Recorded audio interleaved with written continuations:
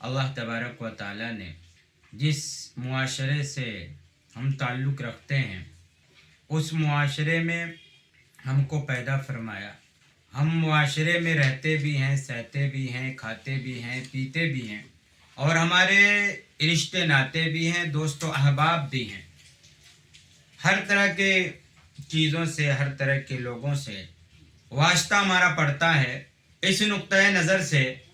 ہماری یہ سوچ ہوتی ہے کہ ہم کیوں نہ معاشرے کی جو خواہش ہے اور معاشرہ کے لوگ جو چاہتے ہیں، رشتہ دار کے لوگوں کی جو تمنا ہے، اسی طریقے سے گھر والوں کا جو کہنا ہے کیوں نہ مان لیا جائے. چنانچہ ایک اولاد اپنے ماں باپ کے دباؤ میں آ کر صحیح راستے کو، اسلامی راہ کو، سنت رسول کو، فرمانے الہی کو چھوڑ بیٹھتا ہے. کبھی بیٹیوں کی وجہ سے والدین پر دباؤ، تو کبھی والدین کی وجہ سے بیٹے اور بیٹیوں پر دباؤ. کبھی ایک دوست دوسرے دوست کے دباؤ میں آ کر راہ اسلام پر عمل آوری سے رہ جاتا ہے. اور عجیب بات یہ ہے کہ معاشرے کے دباؤ کا ہم پر اتنا اثر ہے کہ معاشرے کے دباؤ میں جہاں عوام بہت ساری رسومات کو، بہت ساری برائیوں کو، بہت ساری بدعمالیوں کو انجام دے رہے ہیں، وہیں پر خواص بھی عوامی ڈیمانڈ کا رونا رو کر انہی کے مطابق اپنے سارے کام انجام دے رہے ہیں. اور اس پر خوشی کا اظہار بھی کیا جاتا ہے. کسی کے ماتھے پر شکن نہیں پڑتی کہ یہ جو کام ہو رہا ہے یہ شریعت کے خلاف ہو رہا ہے، اور ہم اپنے رشتوں کے دباؤ میں، اپنے دوست یار کے دباؤ میں، اپنے خاندان کے دباؤ میں، اپنے گھر والوں کے دباؤ میں یہ کام کر رہے ہیں. اور پھر خوش رکھنے کا کسی طریقے سے ہمارا مزاج ہے کہ کسی طریقے سے لوگ خوش رہیں، جبکہ ایک ایمان والا مزاج یہ رکھتا ہے، پکا سچا مومن یہ رکھتا ہے کہ کوئی راضی ہو یا راضی نہ ہو، ہمیں اللہ کو، اللہ کے رسول صلی اللہ علیہ وسلم کو راضی رکھنا ہے. جیسے کہ خود اللہ تبارک و تعالیٰ قرآن مقدس میں ارشاد فرماتے ہیں کہ یحلفون باللہ لکم لیرضوکم واللہ ورسولہ احق ان یرضوہ ان کانوا مؤمنین. اس آیت سے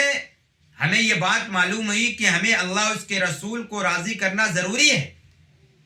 یہ ہم ایمان والوں کی پہچان ہے. یہی فکر ہم کو نجات دلا سکتی ہے، اور اس سے انسان کسی کے دباؤ میں نہیں آتا، خلاف شرع کاموں سے بچ جاتا ہے. ہمارے مد نظر یہ بات ہونی چاہیے کہ ہم اپنی سماجی، معاشرتی، گھریلو زندگی کو بہتر سے بہتر بنانے کے لیے تگودو اور کوشش اس نقطۂ نظر سے کریں کہ آج اللہ کی طرف سے ہمیں یہ گمی دی گئی ہے، آج اللہ کی طرف سے ہمیں یہ خوشی دی گئی ہے، اللہ کی طرف سے ہمیں راحت دی گئی ہے، اللہ کی طرف سے ہمیں آل و اولاد کی خوشخبری ملی ہے، اللہ کی طرف سے ہمیں کامیابی ملی ہے، اللہ کی طرف سے ہمیں دولت و ثروت ملی ہے، اللہ کی طرف سے بہت سارے خصوصی انعامات ہم پر ہوئے ہیں. تو آج یہ موقع میسر ہے کہ اس میں اللہ کو اور اللہ کے رسول صلی اللہ علیہ وسلم کو راضی کیسے کیا جائے، اس کے لیے کیا طریقہ اختیار کیا جائے کہ یہ ہم سے اللہ کے رسول صلی اللہ علیہ وسلم راضی ہو جائیں، اور ہمارا یہ کام رسول اللہ صلی اللہ علیہ وسلم کے فرمان کے مطابق ہو جائے، صحابہ کے نقش قدم کے مطابق ہو جائے. القول العزیز نامی کتاب میں لکھا ہے کہ سب سے بڑی نیکی شریعت مقدسہ کو رواج دینا ہے، اس کے احکام کو رواج دینا ہے. غمی پر جو شریعت کے احکام ہیں اس کو رواج دینا، خوشی پر جو شریعت کے احکام ہیں اس کو رواج دینا، شادی میں جو شریعت کے رواج ہیں اس کو رواج دینا، غمی میں جو شریعت کے احکام ہیں اس کو فالو کرنا، اس کو عام کرنا، یہ بہت بڑی نیکی ہے.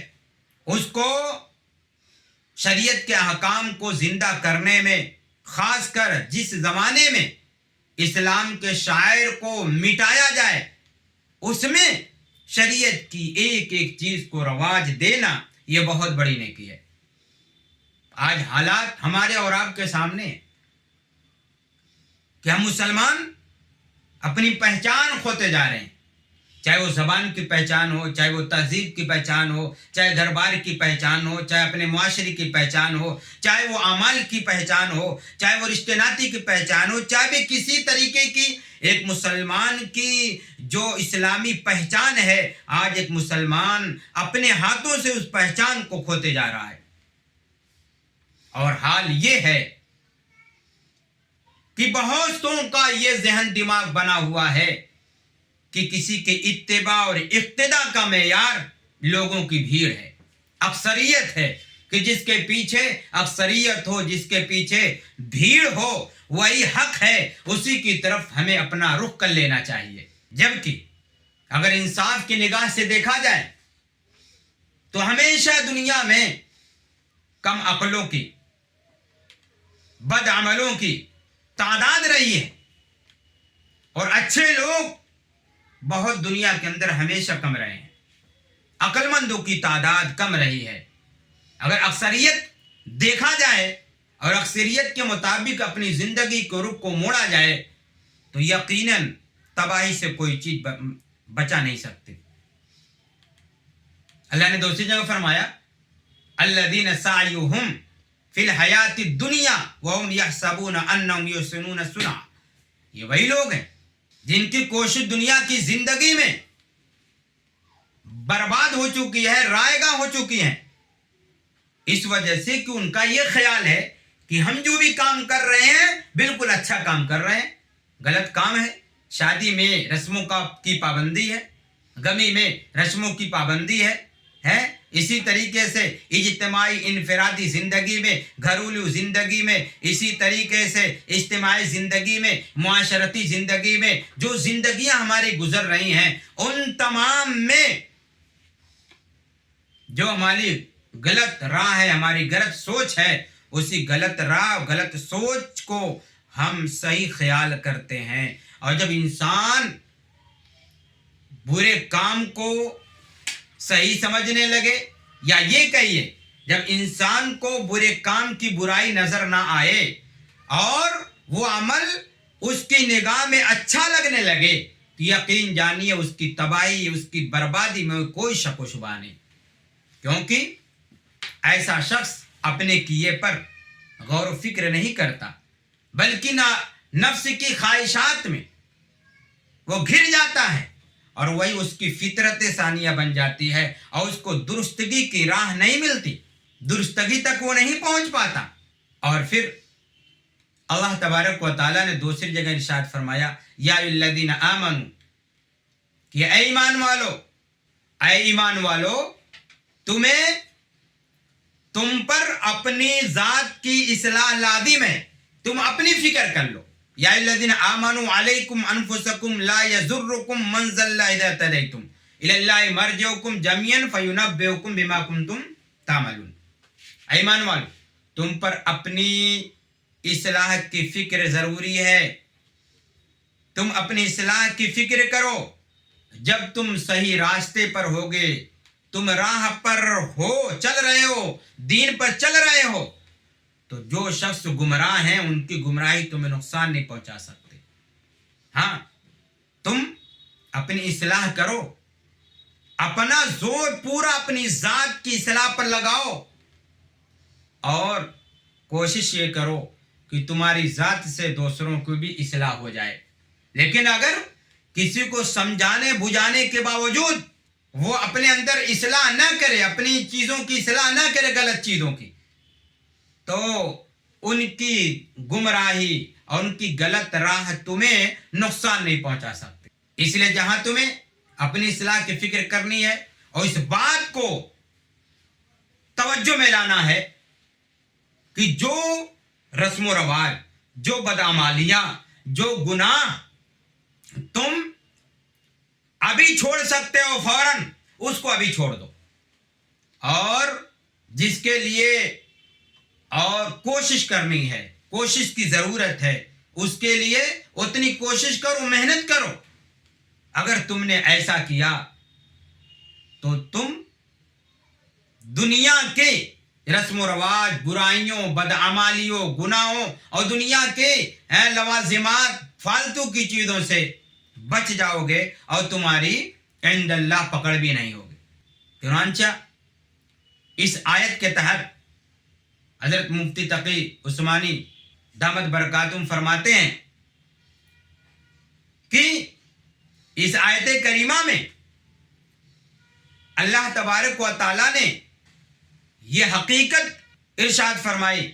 کہ کسی دوسروں کی غلطی دوسروں کے لیے جائز نہیں ہے. یہ حوالہ دینا،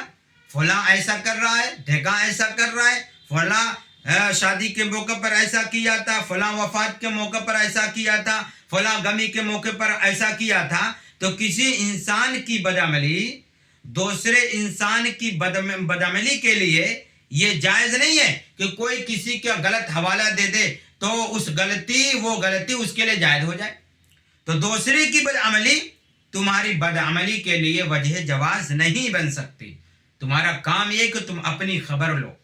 اور زور لگاؤ اپنی اصلاح کی، اپنی درستگی کی اور اللہ کو راضی کرنے کی. یقینی طور پر تم بچ جاؤ گے اور کسی کے دباؤ میں نہیں آؤ گے. اگر ہم کو دنیا میں رہنا ہے تو صرف اور صرف اللہ کو راضی کرنے، اللہ کے رسول صلی اللہ علیہ وسلم کو راضی کرنے کے ارادے سے. کون خوش ہوتا ہے، کون ناخوش ہوتا ہے، کون حمایت کرتا ہے، کون حمایت نہیں کرتا، اس کی فکر نہیں کرنی چاہیے. آج معاشرتی دباؤ کا اتنا برا اثر ہے کہ سرکردہ لوگوں اور عوام الناس اور معاشرے کی چال چلن کی وجہ سے بہت سے کاموں کا چلن ہے، بہت سی برائیوں کا چلن ہے، بہت سے رسم و رواج کا چلن ہے، بہت سی غلطیوں کا چلن ہے. اس لیے ضرورت ہے کہ ہم مسلمان ہیں تو ہم صرف اور صرف اللہ اس کے رسول صلی اللہ علیہ وسلم کو راضی کرنے کے ارادے سے سارے کام کریں اور دوسروں کو راضی کرنے کی کوئی فکر نہ ہو، بلکہ اللہ کی رضا کے لیے اپنی پوری زندگی کو لگا دیں. اگر ہم نے یہ سوچ لیا تو یقیناً ہم نے اپنی زندگی کا رخ صحیح کر لیا اور معاشرے کے دباؤ سے ہم اپنے آپ کو بچا لیں گے، اپنے گھر والوں کو بچا لیں گے، اپنے معاشرے کو بچا لیں گے. اور ضرورت اسی کی ہے کہ معاشرے میں صحیح کام کو رواج دیا جائے اور معاشرے کے دباؤ کی وجہ سے کوئی کام نہ کیا جائے. اور رونا تو اس بات کا ہے جہاں عوام معاشرے کے دباؤ کو قبول کر رہی ہے، خواص بھی قبول کر رہے ہیں. اس لیے ضرورت ہے کسی کے دباؤ کو قبول کیے بغیر صرف اور صرف شریعت مطہرہ کے مطابق، اللہ اس کے رسول صلی اللہ علیہ وسلم کے فرمان کے مطابق ہم اپنی زندگی گزاریں. اللہ تبارک و تعالی ہم سب کو کہنے سننے زیادہ عمل کی توفیق نصیب فرمائے.